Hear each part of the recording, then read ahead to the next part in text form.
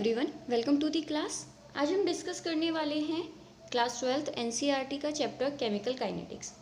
इससे पहले हम 2 लेक्चर्स ले चुके हैं जिसमें हमने बेसिकली चैप्टर समझा था कि केमिकल काइनेटिक्स से हम क्या समझते हैं, इस चैप्टर में हमें क्या क्या पढ़ना है और ये चैप्टर हमें क्यों पढ़ना चाहिए, मतलब इसके प्रैक्टिकल एप्लीकेशंस या फिर डेली लाइफ में क्या यूज़ हो सकते हैं। ठीक है, तो जो मैंने फर्स्ट लेक्चर में आपको बताया था वही बस मैंने समरी की फॉर्म में यहाँ पर लिखा हुआ है।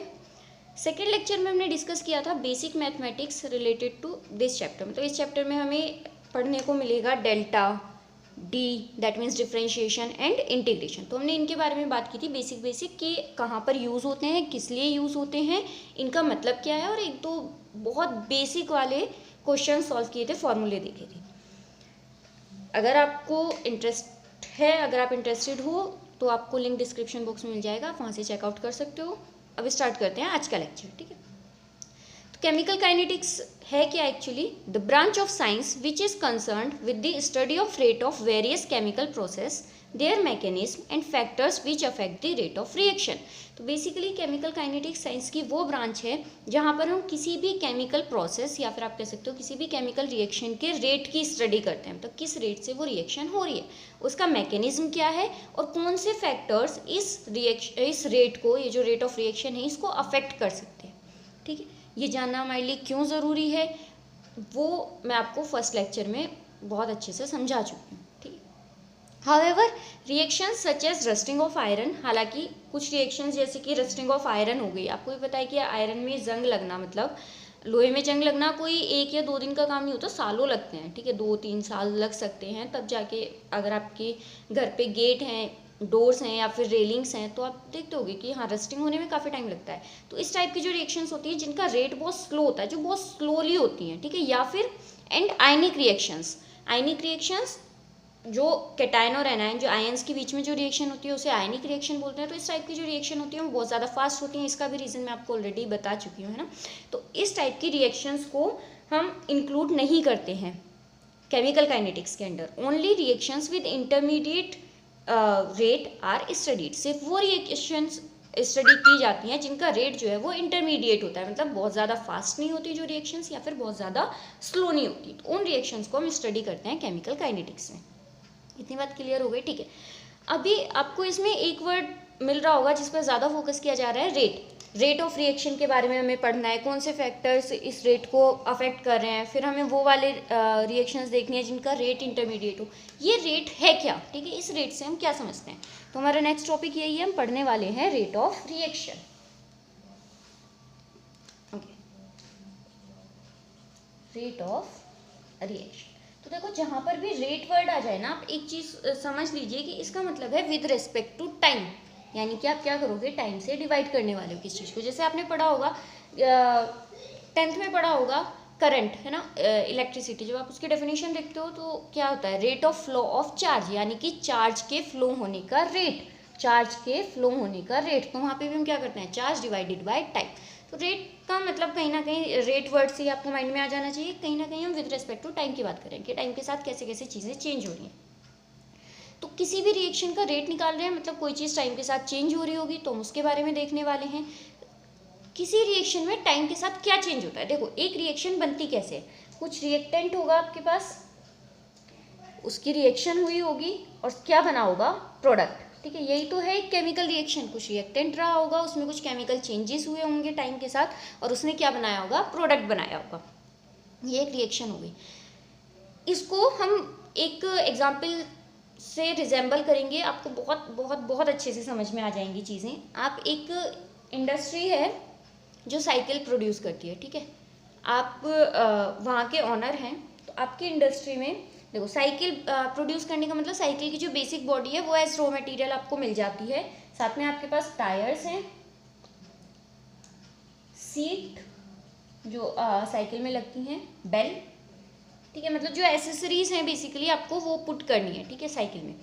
तो यहाँ से क्या प्रोड्यूस हो जाएगा, साइकिल। तो ये हो गया रॉ मटेरियल, कच्चा माल एक तरीके से आप कह सकते हो, या फिर आप बोल सकते हो रिएक्टेंट। ये क्या है, रिएक्टेंट इनिशियली जो आपके पास प्रेजेंट है, ठीक है, और उससे आपने क्या प्रोडक्ट बनाया, प्रोडक्ट है साइकिल, जो आपकी इंडस्ट्री से प्रोड्यूस हुआ वो क्या प्रोड्यूस हुआ, साइकिल प्रोड्यूस हुआ। ठीक है, तो यहाँ पर ये रिएक्टेंट और ये प्रोडक्ट।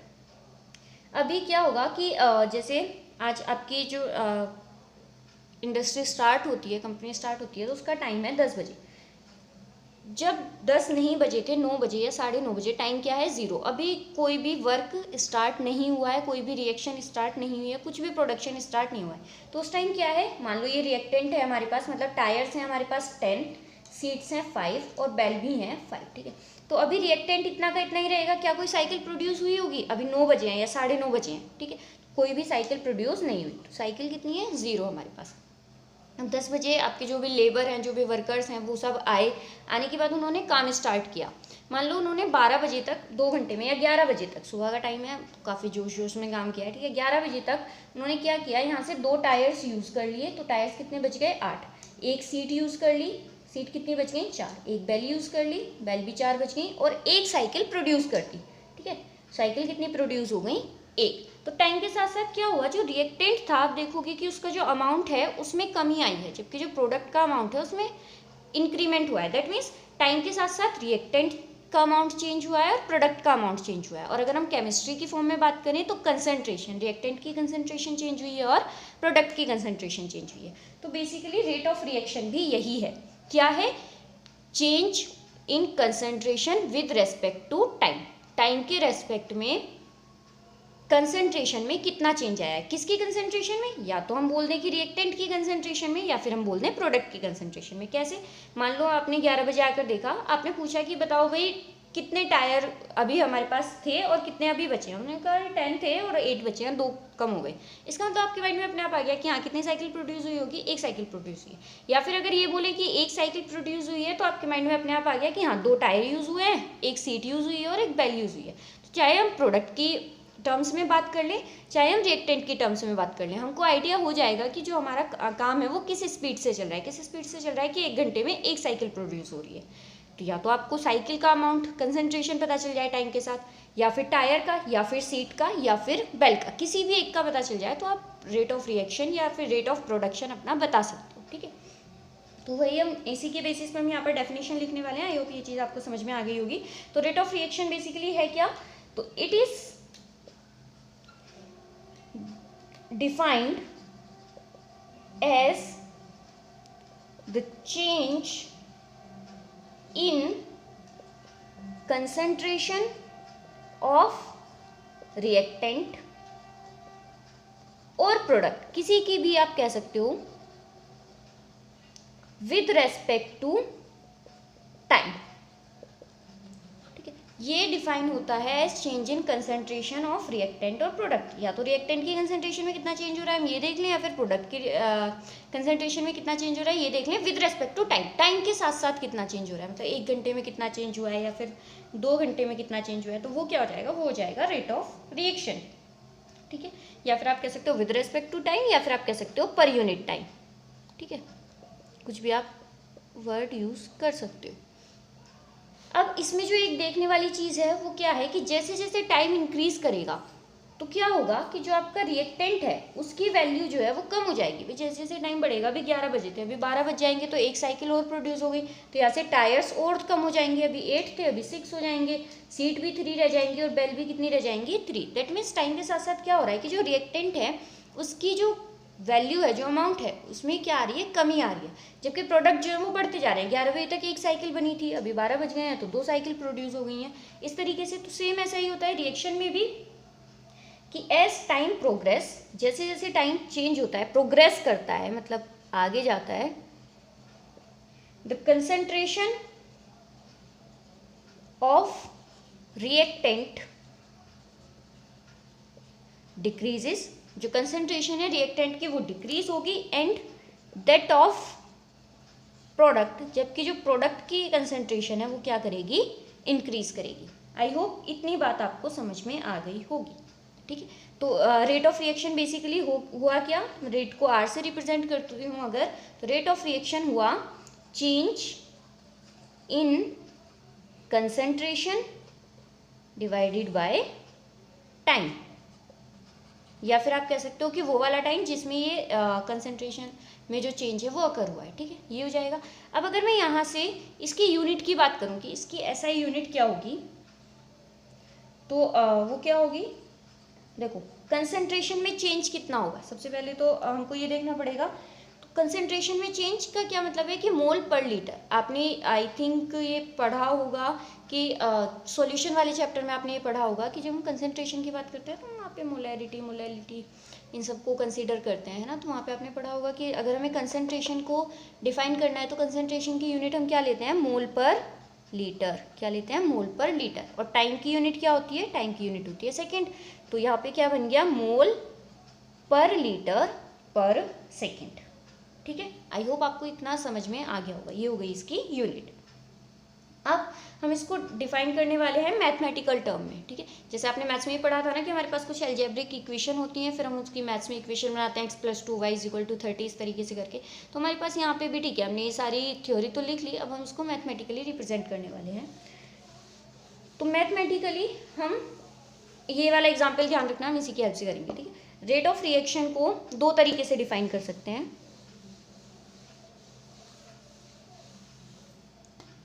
कैसे, एक इस तरीके से लिख देती हूँ। ठीक है, एक होता है एवरेज रेट ऑफ रिएक्शन और एक होता है इंस्टेंटेनियस रेट ऑफ रिएक्शन। भी हम ये भी देखेंगे कि इन दोनों में डिफरेंस क्या है। ठीक है, तो हम एक सिंपल वाली इक्वेशन लेके चलते हैं कि मान लो हमारी जो रिएक्शन है वो यही हो रही है, a+b से c+d बन रहा है। ठीक है, जब हम बात करते हैं एवरेज की, तो देखो एवरेज से हम क्या समझते हैं। फॉर एग्जांपल आपको मान लो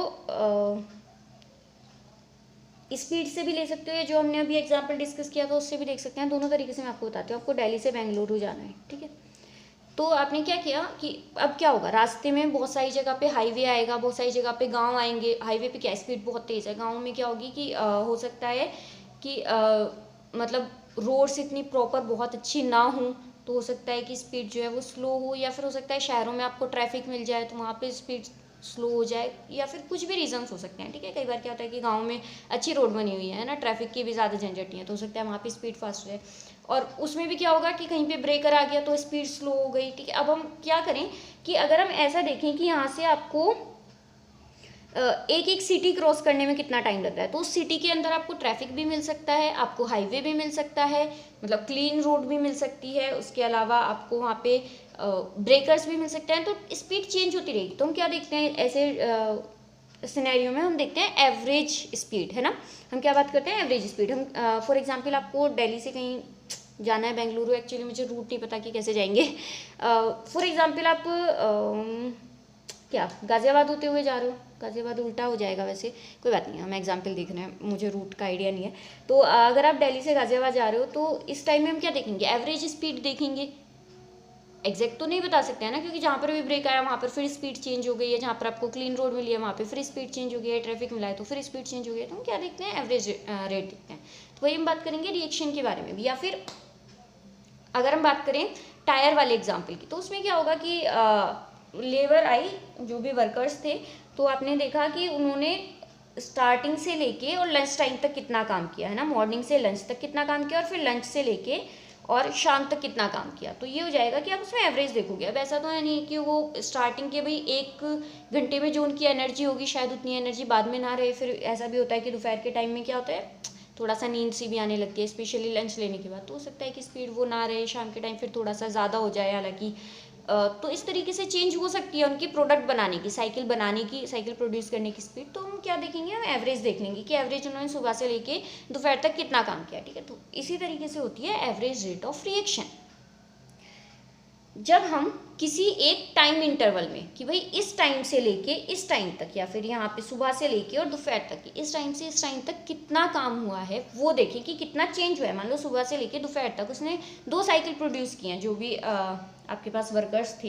तो सुबह मॉर्निंग के 10 से लेके 2 तक कितने प्रोडक्ट बना, 2 प्रोडक्ट बने। ठीक है, तो 10 से 2 तक कितना टाइम हुआ, 4 घंटे, है ना। और प्रोडक्ट कितने बने, 2। तो आप इस तरीके से डिफाइन करोगे, ये होता है average rate of reaction. I hope थोड़ा थोड़ा सा क्लियर हो रहा होगा। साथ के साथ हम इंस्टेंटेनियस भी देख लेते हैं, फिर उसके बाद रिएक्शन की बात करेंगे। ठीक है, इंस्टेंटेनियस का मतलब होता है किसी एक पर्टिकुलर इंस्टेंट पर, इंस्टेंट मतलब कि बिल्कुल एक किसी पॉइंट पर अगर हम बात करें, जैसे आप दिल्ली से बेंगलुरु जा रहे हो, ठीक है, तो आपने बिल्कुल कि भाई 10:30 बजे एग्जैक्ट आपकी स्पीड कितनी थी, तो वो एक पर्टिकुलर पॉइंट पर हमने बात कर ली ना कि हाँ एग्जैक्ट इस टाइम पर स्पीड कितनी थी। ऐसे ही अगर मैं बात करूँ जैसे साइकिल प्रोड्यूस हो रही थी, तो उस पर आपको देखना था कि लंच के एकदम बाद की क्या स्पीड रहती है। मतलब एक्चुअली ऐसा था कि आपको ना, या फिर हम ऐसा कह सकते हैं कि आपको लंच के बाद एक छोटा सा टी ब्रेक देना है, ठीक है, तो वो ब्रेक आप उस टाइम पर देना चाहते हो कि जब जो आपके वर्कर्स हैं वो बहुत ज़्यादा स्लो पड़ जाएंगे, तो उस टाइम पर उनको थोड़ा सा चार्ज करने के लिए आप 5 मिनट का टी ब्रेक देना चाहते हो। तो उसके लिए क्या है कि आपको पर्टिकुलर एक टाइम पर नोट करना पड़ेगा कि भाई किस टाइम पर एग्जैक्ट 10 बजे, सॉरी शाम के टाइम की बात करें ना, एग्जैक्ट 3 बजे या 4 बजे या 5 बजे या फिर 4:30 बजे, किस टाइम पर जो वर्कर्स हैं वो सबसे स्लो होते हैं। तो यहाँ पर आपको एग्जैक्ट एक पॉइंट पर, एक टाइम पर चाहिए होता है कि किस टाइम पर जो प्रोडक्शन है वो सबसे ज़्यादा स्लो हो रही है, ठीक है, चीज़ें कम प्रोड्यूस हो रही हैं या रिएक्टेंट कम यूज़ हो रहा है। पर्टिकुलर उस टाइम की अगर हम बात करते हैं तो उसे हम बोलते हैं इंस्टेंटेनियस, ठीक है। आई होप इतनी बात क्लियर हो गई होगी। अब हम इनको देख लेते हैं अपने रिएक्शन की फॉर्म में। तो अगर मैं बात करती हूँ एवरेज रेट ऑफ रिएक्शन की, तो एवरेज रेट ऑफ रिएक्शन क्या होगा, यहाँ से आर एवरेज लिख लेती हूँ मैं इसको, change in concentration upon time, formula तो वही रहने वाला है।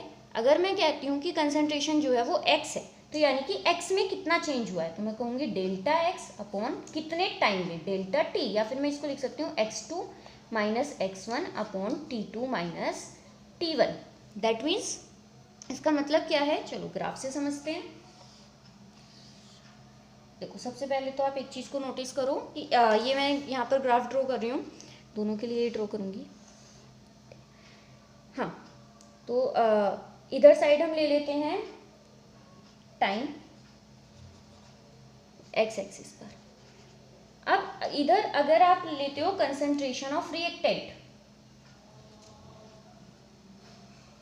तो हमें पता है कि जो रिएक्टेंट की कंसंट्रेशन है वो स्टार्टिंग में सबसे ज़्यादा थी। भाई टायर्स स्टार्टिंग में 10 थे, है ना, लेकिन टाइम के साथ साथ क्या हुआ, नंबर ऑफ टायर्स या नंबर ऑफ सीट्स कम होती गई, यानी कि टाइम के साथ साथ जो रिएक्टेंट की कंसंट्रेशन है वो कम होगी कुछ इस तरीके से, सॉरी इस तरीके से क्यों होगी, स्ट्रेट लाइन में क्यों नहीं हो रही, क्योंकि मैंने आपको बताया था ना कि टाइम के साथ ज़रूरी नहीं है। हो सकता है मॉर्निंग में जब आपके वर्कर्स आए थे तो उनमें बड़ा एनर्जी थी, है ना, सुबह उन्होंने फटाफट से 2 घंटे में 2 साइकिल प्रोड्यूस कर दी, हो सकता है उसके बाद उनकी एनर्जी फिर थोड़ा सा डाउन हो जाए, तो अब वो हो सकता है कि 1.5 घंटे में एक साइकिल, या मतलब 3 घंटे में 2 साइकिल प्रोड्यूस कर रहे हो, तो ये चेंज हो सकता है, इसलिए इस टाइप से ग्राफ आया है, ठीक है।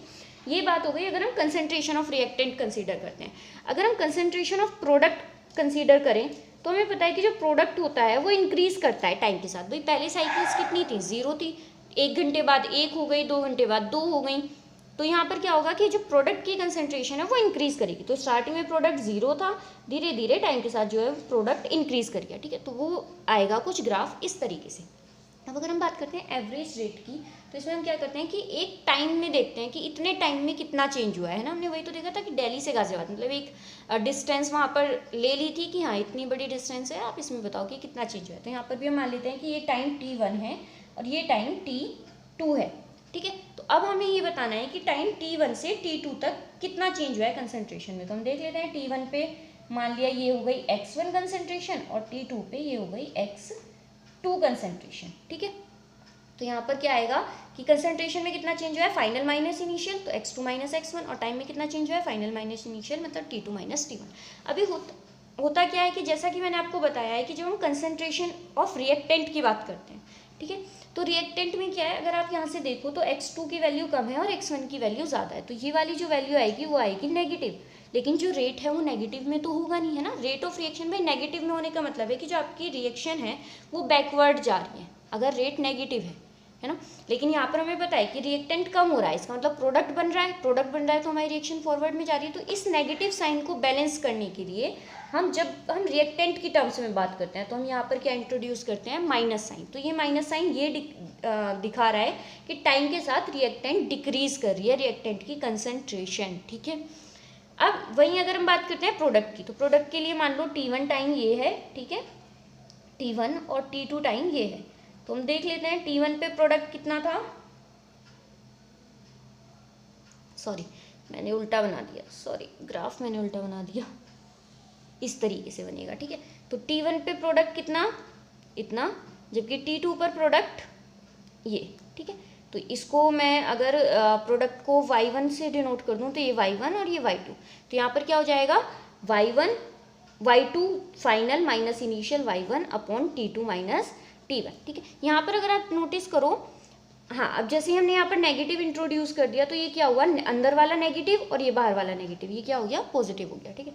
अब यहाँ पर y2 ऑलरेडी ज़्यादा है y1 से, T2 भी ज़्यादा है T1 से, तो यहाँ पर हमको माइनस साइन इंट्रोड्यूस करने की ज़रूरत नहीं है, तो ये सिंपल क्या हो जाएगा, del y by del t, ठीक है। समझ में आया। वहीं अगर हम बात करते हैं इंस्टेंटेनियस रेट ऑफ रिएक्शन की, तो देखो इंस्टेंटेनियस रेट ऑफ रिएक्शन क्या होता है,